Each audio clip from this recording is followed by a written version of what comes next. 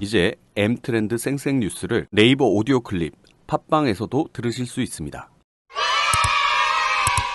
전 세계적인 차량용 반도체 공급난으로 완성차 업체들이 위기를 겪은 가운데 테슬라가 지난해 100만 대에 가까운 차량을 인도하며 높은 상승세를 기록했습니다.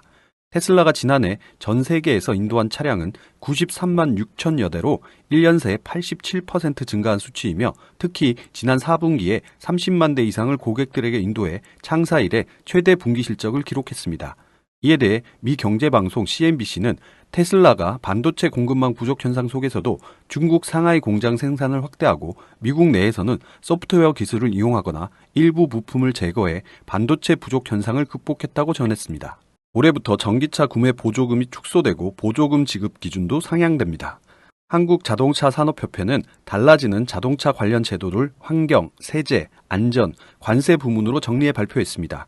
전기차에 대한 국고 보조금은 최대 800만 원에서 700만 원으로 축소되고 보조금을 받을 수 있는 전기차의 상한 가격은 6천만 원에서 5,500만 원으로 하향 조정됩니다.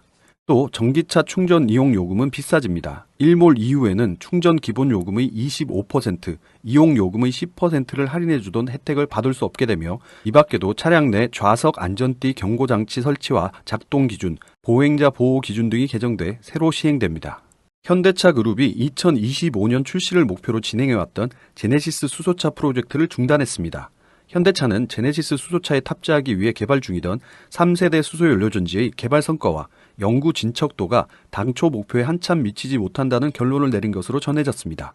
또한 업계에 따르면 현대차는 최근 감사를 통해 연료전지 생산 단가 인하 계획이 현실성이 떨어진다는 판단을 내렸고 감사 결과에 따라 3세대 연료전지 장착을 전제로 개발 중이던 제네시스 수소차 개발 프로젝트도 멈춘 상태인 것으로 전해졌습니다. 이에 대해 현대차 관계자는 연구 성과를 중간 점검하는 과정에서 기술적인 문제가 발견돼 담당 조직을 개편하고 연구 개발 일정을 재정립하고 있다며 신차 개발 중단을 의미하지는 않는다고 설명했습니다. 올해 펀드 시장에서 자동차 관련 ETF가 눈에 띄는 성장세를 보인 것으로 나타났습니다. 자동차 ETF는 연초 대비 2%대 상승에 그친 코스피 지수보다 8배 높은 16% 이상 오른 수익률을 기록했습니다. 지난 12월 28일 한국거래소에 따르면 타이거 차이나 전기차 솔렉티브는 연초 대비 주가 상승률이 50.4%로 국내, 해외 자동차 기업에 투자하는 ETF 가운데 가장 높았습니다. 타이거 퓨처 모빌리티 액티브가 20.8%, 타이거 글로벌 자율주행 앤 전기차 솔렉티브가 15.2% 순으로 그 뒤를 이었습니다. 카카오 모빌리티가 카카오티 블루의 크루, 즉 기사들에게도 배차 취소 수수료 30%를 배분하기로 했습니다. 여기에서 취소 수수료는 고객이 배차 완료 1분 후 취소했을 때 내게 되는 부가세 포함 금액 2,000원을 말합니다. 카카오 모빌리티는 전국 7개 지역 카카오티 블루 가맹점 협의회와 카카오티 블루 가맹점 협의회 상생 간담회를 진행하고 이 같은 결정을 했다고 밝혔습니다. 그간 수수료 배분 비율은 가맹본부와 가맹사업자 간 5대5였는데 이 가운데 가맹본부 부분을 떼어 기사들에게 주기로 했습니다.